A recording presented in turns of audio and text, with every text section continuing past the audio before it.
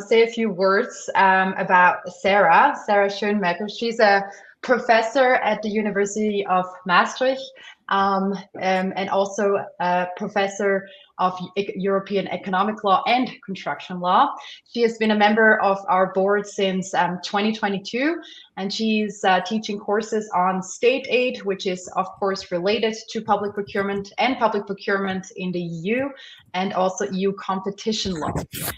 And most recently, she has held in January the inaugural lecture for her appointment as a professor of European economic law, which was very exciting, and also to a related topic that she's talking about today, made in Europe and by European. And today she will be talking how we can integrate those by European criteria in public procurement. I'm very excited to hear about your thoughts. Thank you, Sarah. Hello, good afternoon, and sorry that you cannot see me. I don't know why. When we tested it, everything seemed to work. But good afternoon. I'm very happy that today I can be here with all of you. I want to say a little bit about Made in Europe and by European, because those concepts are always used interchangeably. And they are actually totally different concepts. It's also not that they are very new concepts, because we already had some Made in Europe and by European policies a while ago. And the one that we used to have in my presentation, I will call the Made in Europe 1.0 and the by European 1.0 policies, and all the new legislative developments that we are seeing and all the new policies we are going to call Made in Europe 2.0 and by European 2.0 today. So when you think about Made in Europe 1.0, those are the old rules that we actually have to actually determine the origin of a good or the origin of a service. I will talk a little bit more about them in a moment, but they are there to identify where a product or service is coming from. And they are absolutely not combined with any EU production obligation or any EU production target. They mainly serve to provide some information to consumers, and that's actually more or less about it. I will say in a moment also that they are a little bit about custom formalities as well. But the most important point is that there's no production obligation. That is totally different when you compare this to Made in Europe 2.0, because that is when the EU production obligation or the targets are stepping in, and that is generally following, of course, there was already a long history, but it was made most visible in 2024 in the political guidelines of Ursula von der Leyen, where she actually referred to the dangers of the dependencies that the European Union had on other countries, on third countries, and that these dependencies should actually be softened. She also referred to the fact that a European competitiveness fund would be set up, because of course, producing more in Europe is not something that you can just do. For that, you also need to have some money.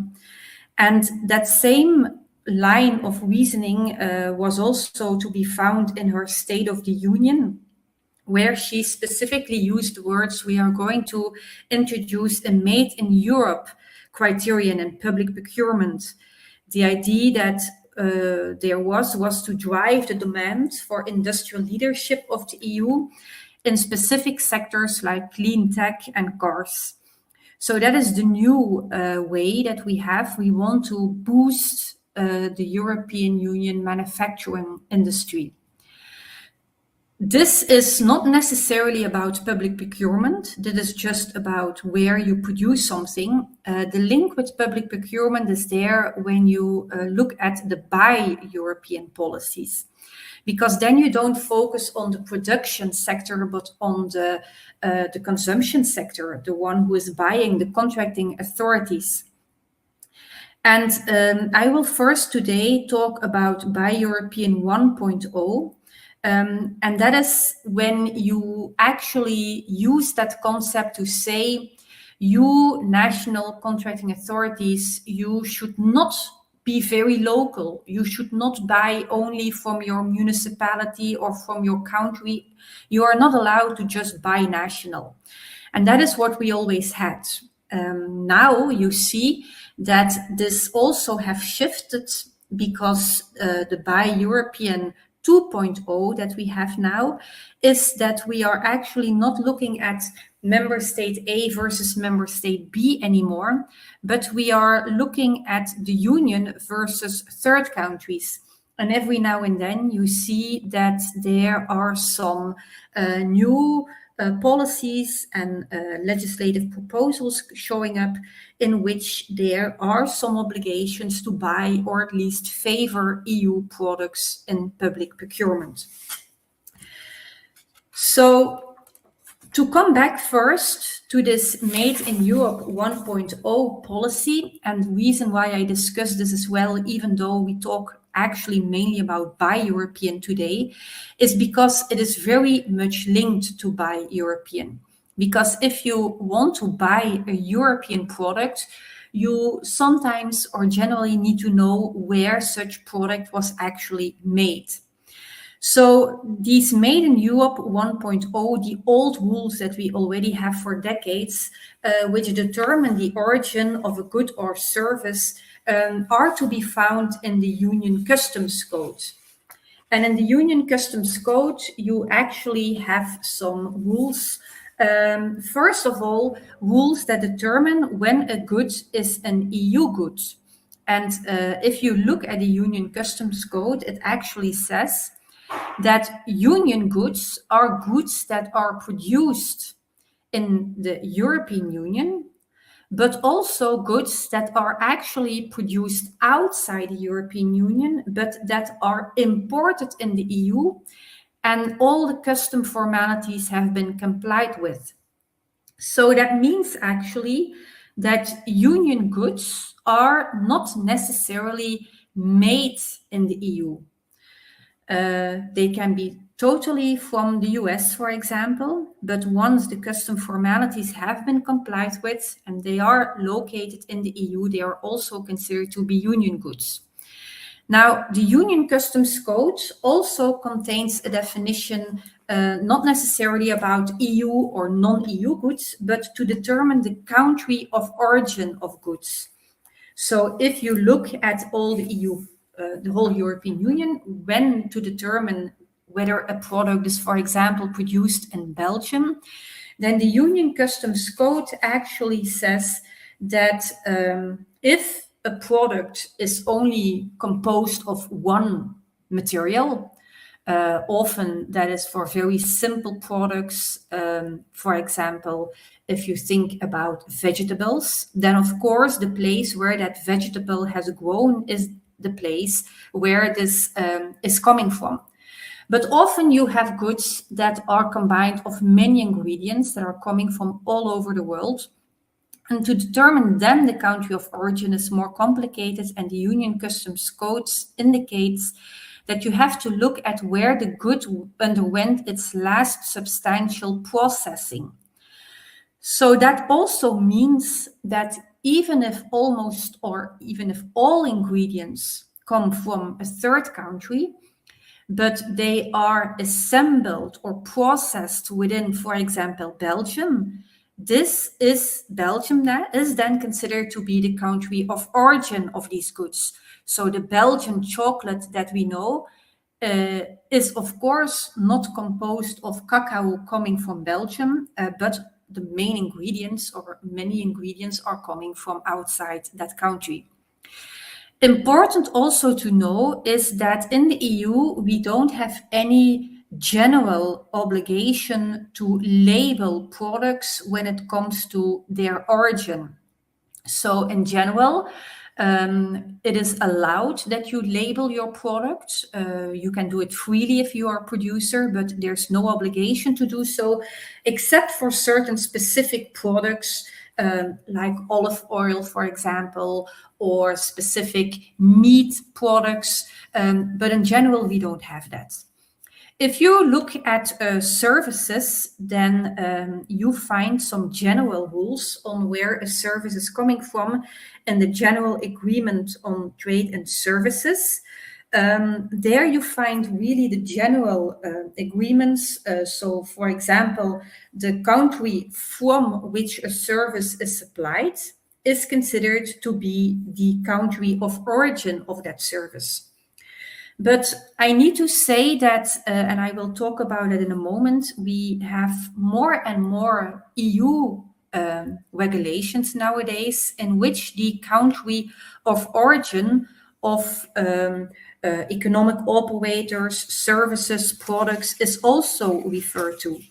And for example, if you look at the anti-coercion regulation, then you also find some rules on the origin of a service there. And there's a distinction made between whether a service is made by a natural or a legal person providing it. Now, if you look at who is providing a service, let's say it is a legal person, then you also find a definition of how you determine then what the origin of that legal person is. But you also have in the International Procurement Instrument rules on the legal person definition. And what bothers me is that the definition of a legal person to determine the origin of an economic operator in the International Procurement Instrument and the definition of a legal person in the anti-coercion regulation is not 100% identical. And those things are things that I notice more and more, that we have definitions that are almost identical, but often that are not fully identical. So because I don't really know whether the definition in the anti-coercion regulation is a definition specifically in the framework of that regulation when it comes to determining the origin of services, I chose to refer to the General Agreement on Trade and Services here on my slide first, because that is a more general regulation that is in any case more broadly applicable. Now, if you think about buy European, what we have already for a long time, we want to buy with a European viewpoint. We don't want contracting authorities to only buy products from the Netherlands, for example, and that is very basic EU free movement law. It is mentioned explicitly in the treaty that it is prohibited for member states to hinder products or services from other member states. So, for example, if you in a procurement procedure would ask that products, or even in general EU law, would be marked by an indication of origin, that is problematic. In the Buy Irish case, for example, we had a case where there was a campaign to promote more or less Irish products and to make sure that consumers would switch from imports to these Irish products. And there the court said, there's nothing wrong really if you want to promote the quality of your Irish products, but that is not what you're doing here. What you're doing here is actually to really induce consumers to switch from imports without really any reason, just the nationality element. That is not allowed. What you also see in the very famous Dassaultville case was that you should really look at the merits of a product, and you cannot just say that there should be a certificate of origin on every product, because that is actually violating free circulation. And that is also in public procurement. You cannot really reserve contracts to national or local undertakings. which was, for example, happening in the famous case Dupont de Nemours, where the contracting authority stated we are going to reserve 30% of the contract for undertakings that are established in Italy. So that is not allowed. You can also not really say there should be a requirement to use national materials, which was at stake in the Storebelt case. You should use to the greatest possible extent Danish materials. That is not allowed. But of course, you know that we have the rule of reason that there can be legitimate objectives where you actually deviate from the free movement principle, for example, public health, environmental reasons, and so on. So it does make sense if you have a contract for example, ambulance services, that you say that the ambulance services should be very closely located to where your citizens, if you are a municipality, are based. So that would be a public interest reason. You could also have more local criteria for environmental purposes, because that is allowed. When you look at the life cycle costing definition, that can include transportation costs, for example. But then you look at it from a more environmental perspective. It can never be just for protectionist reasons. So if you have such a legitimate objective, that of course also has to be always proportionate and appropriate. And that is what we always knew so far. Now, with the bi-European developments, there's one thing that I need to point out when it comes to third countries. That is something that we already had also for a long time in the procurement directive, namely that Article 25 states that contracting authorities have to accord treatment no less favorable to work, supplies, services, or economic operators of parties to the agreement on government procurement or other international agreements by which the EU is bound. These countries are together called the covered countries. So you have to provide treatment no less favorable to these works and economic operators.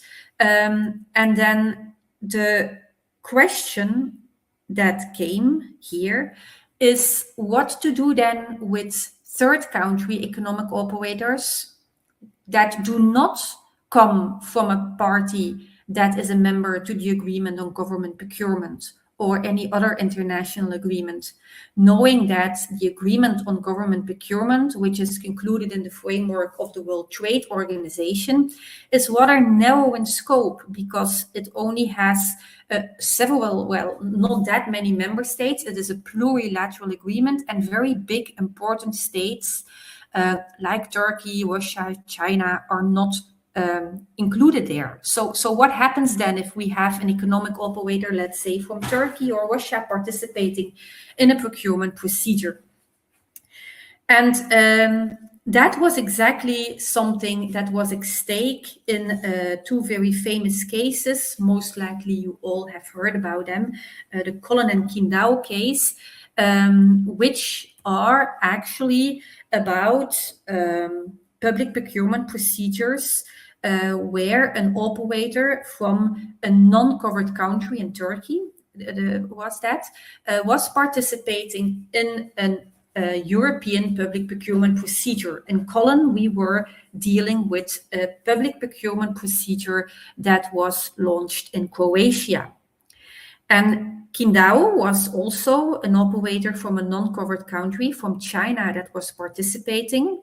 And it was a public procurement procedure from Romania.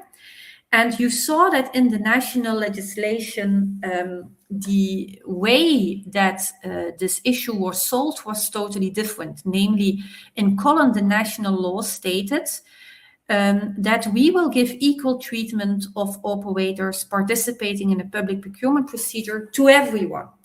So not only to the European economic operators or to operators from the GPA or countries with whom the EU has concluded an international agreement, but to everyone.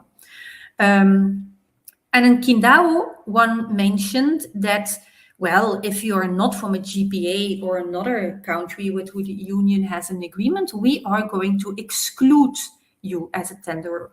So we had two totally different national solutions, and we had also two cases, what are recent, coming in front of the Court of Justice of the European Union. And the Court of Justice actually stated, well, if you look back at this article that I just showed you, well, it only deals with what you have to do with economic operators that are from a party to the government procurement agreement or another international agreement. It doesn't really say anything about what to do with operators from other countries. So indeed, the EU law does not really preclude these operators to participate. The EU law does also not give them really a right to participate. There's really nothing in EU law. But because there's no mentioning that there should be an equal treatment, these operators from these non-covered countries cannot require to be treated equally.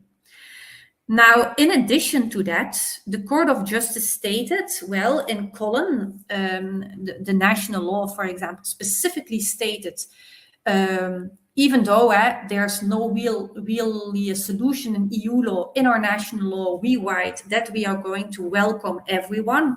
The Court of Justice stated that this is a violation of the exclusive competence of the EU, because this is about the common commercial policy. How do you deal with operators from third countries? That is an exclusive EU competence. If you, as a member state, take a decision here, then you are outside your competence. So it is a violation.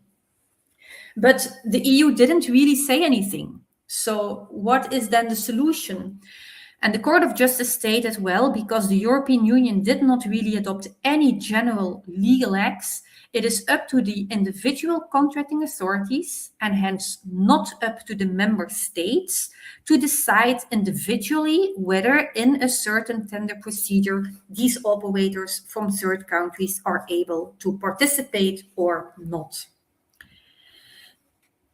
The only place where we also have already for a long time something about products, because if you look at Colin and Qingdao, we were always talking about operators. You see, an operator from a non-covered country.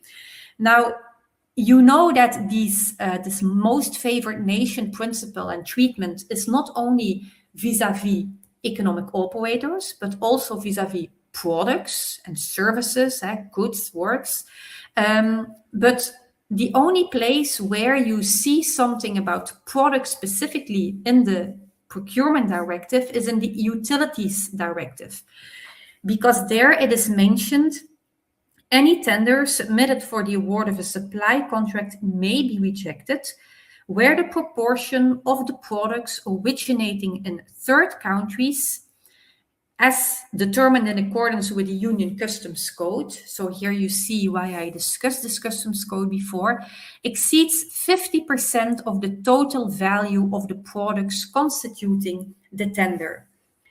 And in addition to that, if you would have two or more tenders that are equivalent, that are ranked high, at an equal level, then you should always give preference to those tender which to the tender that is actually not exceeding 50% from a third country.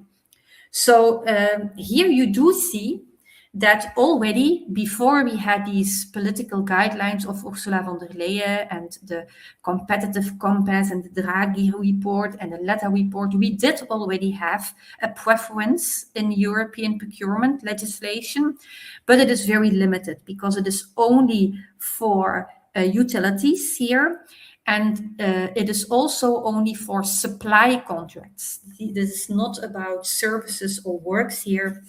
So that is something to also take into account.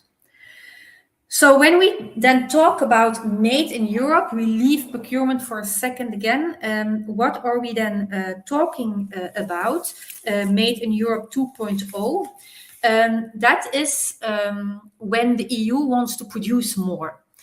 And you see that what is happening is that the European Union is concluding a lot of international agreements with other countries. You know, the very famous Mercosur agreement, for example, in which you are actually going to make partnerships so that certain raw materials are brought to you more easily, so that you can produce more new products here. That is one element of it. But next to that, you also see that we have very specific unilateral actions. So it's not about agreements, it's really unilateral actions from the EU to reduce dependencies on third countries. And some examples are, for example, the CHIPS Act of 2023, where you see that the EU aims to reduce dependencies in the field of semiconductor technologies. You also have the Net Zero Industry Act, again, where you try as a union to have a better secured access to the supply of net zero technologies, such as solar, battery, heat pumps, and so on. You also have the Critical Raw Materials Act, again, where you try to increase the production of copper, lithium, nickel, and so on. And how are you going to increase this? Well, generally, it all comes down to funding coming from the EU, but also funding coming from the member states. The EU is trying to make sure that there's also more private funding, and there's a specific fund that was set up for this, and that is the Competitiveness Fund. There's also a lot of emphasis on collaborative procurement. For example, when it comes to the European Defense Industry Program, you see that if you are collaborating, you are engaging in common procurement of defense products, then you are able to receive funding, but under the caveat that at least 35% of the components are coming from EU origin. What is very interesting in relation to all of this is that all these instruments combine made in Europe elements with sustainability requirements. And that does make sense, because in the past, we always thought sustainability is to have a better climate, a better environment. It's all about green elements, and that's generally the only thing it is about. Social, of course, as well. But now you see more and more that the reason why we want to have more green energy here is just to reduce our dependencies from third countries, to reduce the dependencies from countries we don't want to be dependent on. It's all about economic power. It's all about what we call the geo-economic gains and elements that are behind this. States really worry about dependencies, and they intervene in the economy. The reason is, this is not only about the economy, but this is also about our own security. So this is something that you see. Now, to connect it to the European public procurement again, you see that we have, again, a lot of unilateral sectorial instruments.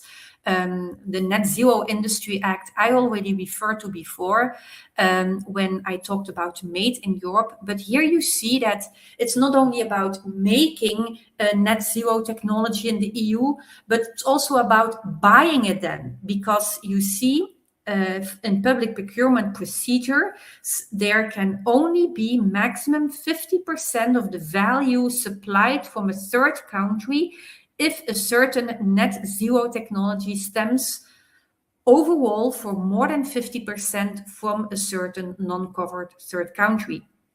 You also have it in the proposal for a regulation on critical medicinal products.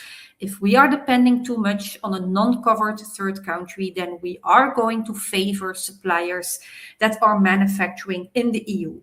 So here you see, this is about buying. You have to favor your European suppliers. I refer to the draft proposal on the Industrial Accelerator Act twice, Buy European and Made in Europe. I will specifically talk about it in a moment. Just know that it also includes at this moment some of these elements.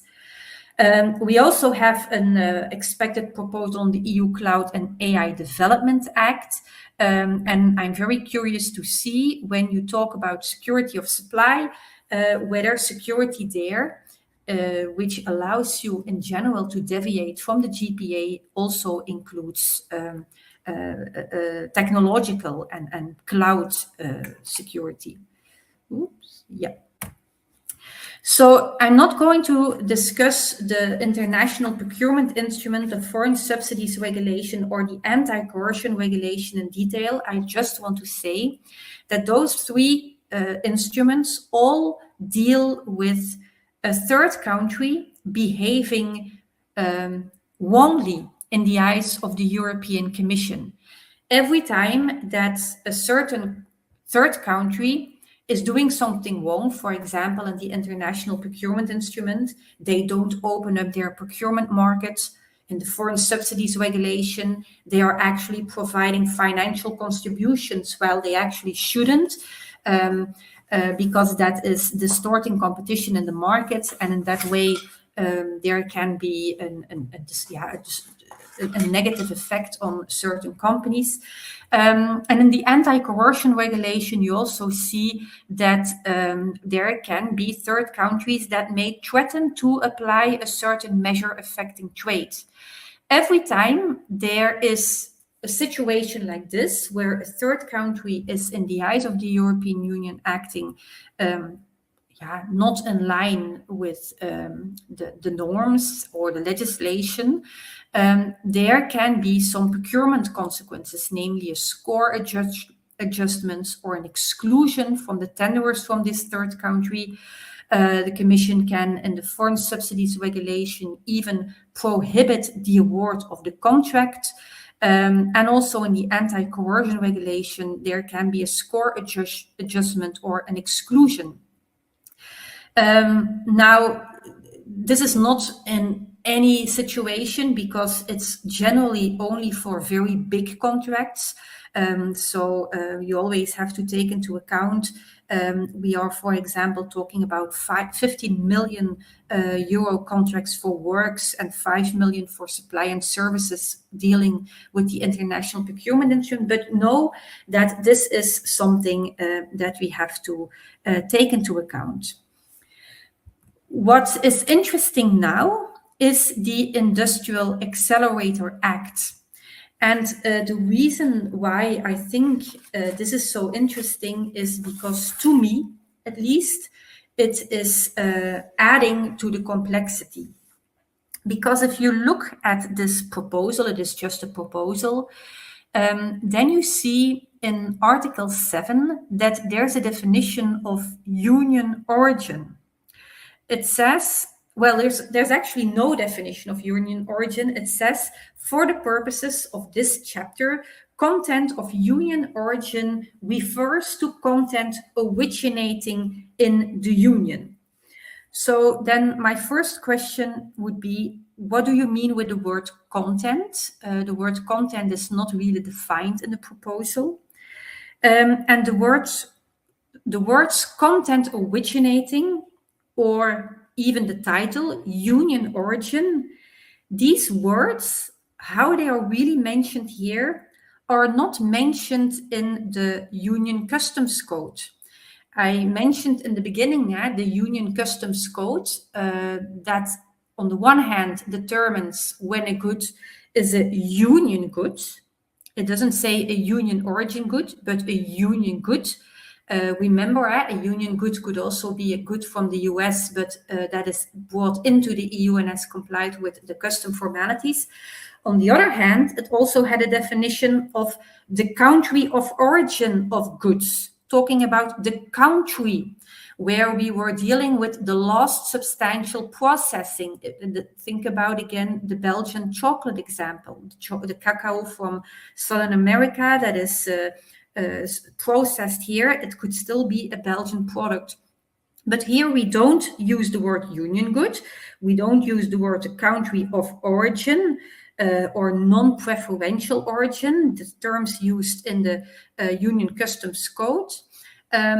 Here we talk about the word union origin. To me, that is confusing. Even though in paragraph 2 you have the origin of products and components shall be determined in accordance with the Union Customs Code.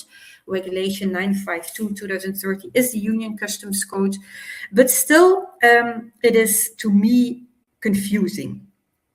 In addition to that, you have then Article 8, which talks about content equivalent to union origin. Because if we are looking at the Union Customs Code, there you also have the wordings equivalent goods to union goods. But that is something totally different. In the Union Customs Code, when they deal with equivalent goods to union goods, they are, for example, dealing with union goods that are stored under a special procedure, such as transit goods. So we have a good from the US that is, for example, entering the EU, that is in transit here, and it is then going to be shipped further to, let's say, the United Arab Emirates, for example. There you have some rules on these transit goods there, where the word equivalent is also used. So this is not very well. I think it could have been a bit more clearer here. Now, the word union origin as such, even though there's a reference to the Union Customs Code, it is still not defined in the Industrial Accelerator Act. What is originating? Do we then deal with the countries like in the Union Customs Code?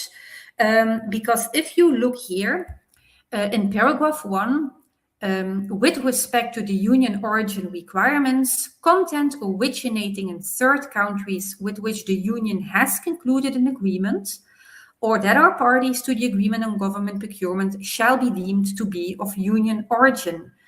So we are not talking about custom formalities, which is when you talk about union good or non-union good. We are not talking about the last substantial processing, what we were just referring to when we talked about, is this chocolate from Belgium or not? We are, again, talking about something else. And in the Industrial Accelerator proposal, we focus on whether there's an agreement or not. Is there a specific agreement? Not customs, not processing. So this seems to deviate a bit from what we have in the Customs Code, which is as such not a problem because you could see it as a lex posterior. But what for me is still a question is, if you are a union origin, if you are labeled union origin, what is then the benefit? What do you get from it? If you would look at the Union Customs Code, it would, for example, say there's no customs supervision anymore. But again, the word union origin as such is not really defined in the Industrial Accelerator Act, nor in the Customs Code. So how to determine that? And specifically, I want to draw your attention also to Article 8, paragraph 2, where it specifically says that the Commission can adopt or shall adopt delegated acts even to exclude a third country from the union origin requirements if that third country has failed to provide national treatment related to union products, or if such exclusion is justified to avoid dependencies that may threaten the security of supply, or even in a much more general way, if it is justified under any other exception. Sarah, if I may jump in, just that we have a little bit of time left for the questions. I only have one more slide. I will briefly come to an end. Yeah, thank you. First of all, if you look at this, can the Commission really exclude you and unilaterally adopt a delegated act? Because you see the third country here is a country with whom you have concluded an agreement. So my question would be, could this potentially violate the GPA? Can you unilaterally say, you GPA country with who I have concluded an agreement, I'm going to exclude your economic operators or the content at least from my procurement? That is a question that I have. So my question is this about the most favored nation that you can actually deviate from that? Or is this that you are able to deviate from the classical dispute resolution where you normally have to make an agreement or at least notify the other parties and go to dispute? I'm very puzzled with what it actually means.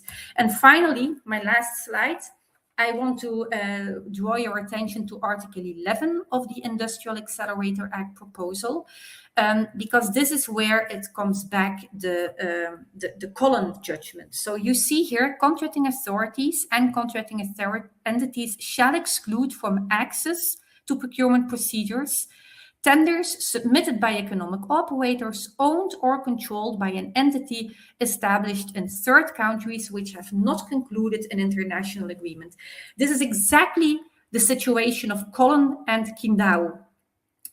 Then the court said, we don't have any general rules, so it is up to the individual contracting authority. This remediates this to a certain extent, but only very limited, because the industrial accelerator proposal is only about steel, concrete, mortar, aluminium vehicles. It is not a general law. And then the second paragraph there says, if you have procurement procedures that are covered by this Industrial Accelerator Act, contracting authorities and entities shall apply the union origin requirements and low carbon requirements laid down therein in accordance with Article 8 and 10. So if you then go to these annexes, what you, for example, see then is that there is minimum percentages for example, concrete and mortar. There should be 5% low carbon and 5% EU origin, and for aluminium it is 25%. But again, I'm still wondering how to determine specifically this union origin. That was my presentation. Maybe the final word, the final sentence I want to say is that it is possible that in the future we will have new proposals where there is going to be more made in Europe or by European policies, also for different sectors. It's always possible.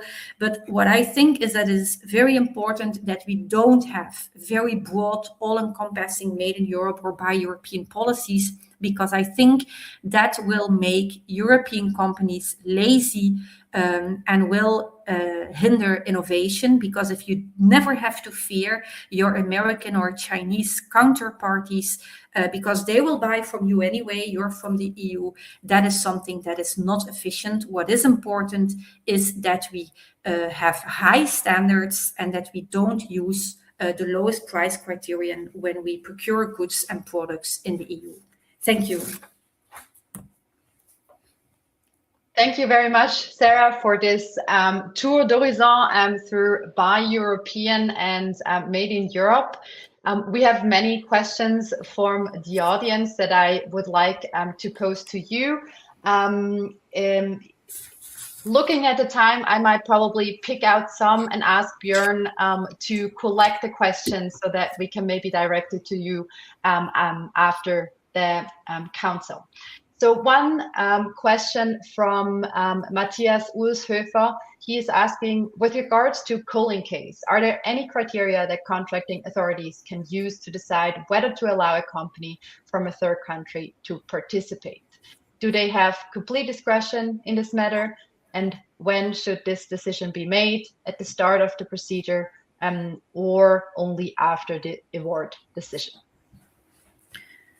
Yes, thank you very much for the question. are there any criteria that contracting authorities can use?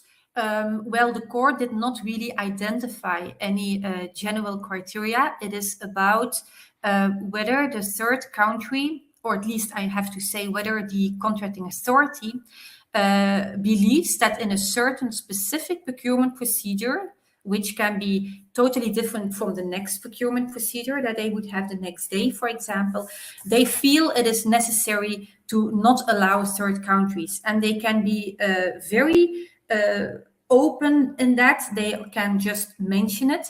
But if you do, of course, you have to do it at the beginning of the procedure because we still have general obligations when it comes to principles, but then we are not talking about European principles, but we are talking about national principles in national law, where you generally also have principles of a right to transparency, a right to complain, and if you only hear about it later, that would, in my view, not be okay. You need to be informed from the beginning, also not to waste resources.